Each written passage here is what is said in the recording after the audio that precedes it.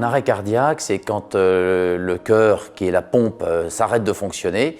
Elle n'envoie plus de sang dans les organes, notamment au cerveau. La personne perd connaissance et donc elle tombe par terre inanimée. Ensuite, rapidement, elle ne respire plus, les organes ne sont plus irrigués. Il y a environ 50 000 arrêts cardiaques en France. C'est énorme, hein, c'est plus que le nombre de décès par accident de la route, plus le nombre de décès par cancer du poumon, plus le nombre de décès par sida. Tout ça réuni et malheureusement, on arrive à sauver que moins de 10% des gens. Dans à peu près 80% des cas, il y a un témoin.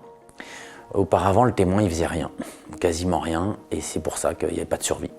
Aujourd'hui, le témoin, il masse, il fait un massage cardiaque de plus en plus. Si on continue à former la population au massage cardiaque et à l'utilisation du défibrillateur précocement, on devrait pouvoir se rapprocher des 15-20%. Et chaque minute qui s'écoule, c'est 10% de survie en moins. Donc si quelqu'un tombe, les 3 points qui sont maintenant résumés, c'est en cas d'arrêt cardiaque, vous appelez le 15, le 18 ou le 112, vous massez, massage cardiaque, et vous défibrillez jusqu'à ce que les secours arrivent. L'Assemblée nationale a voté il y a un an, à l'unanimité, des mesures fondamentales pour améliorer la prise en charge de l'arrêt cardiaque. Maintenant, ça y est, c'est passé, il n'y aura pas de retour en arrière, on va avoir des augmentations des taux de survie, des augmentations du nombre de personnes qui vont faire le massage cardiaque et qui vont défibriller. En fait, c'est très important et c'est pour ça aussi qu'on a eu du mal à l'installer, c'est que ça repose sur la population. Ça ne repose pas sur les médecins. C'est à la population de tout de suite agir. Quelqu'un tombe, on regarde, c'est un arrêt cardiaque. Donc ça veut dire qu'il faut donner des cours très régulièrement. Il faut apprendre à l'école, au collège et avoir des cours. Mais aussi des cours proposés à des tranches de population plus âgées. Et c'est cette éducation de la population aux gestes qui sauvent, en premier lieu, qui est le premier point. Et il faut qu'il y ait plus de défibrillateurs.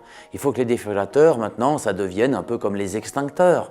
Donc il y a eu des progrès considérables qui ont été effectués ces dernières années parce que enfin, la population a considéré, s'est approprié l'arrêt cardiaque, 2 fois plus de massages, 2 fois plus de survie et on peut encore doubler.